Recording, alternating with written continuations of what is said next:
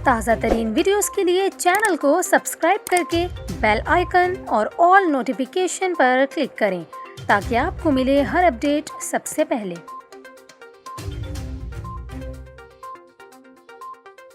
और अभी आपको अफसोसनाक खबर दें, कराची में शोहर ने घरेलू झगड़े पर बीवी को इमारत की तीसरी मंजिल से धक्का देकर कत्ल कर दिया। रिपोर्ट्स के मुताबिक सिविल हस्पताल के करीब रिसाला चांद बीबी रोड पर वाक़े इमारत की तीसरी मंजिल से शोहर ने बीवी को धक्का दे दिया। खातून मरियम जख्मों की ताब ना लाते हुए दम तोड़ गई। पुलिस का यह कहना है कि मुलजिम आदिल और मकतूला के दरमियान नाराज़गी थी और खातून अपने मैके में रह रही थी।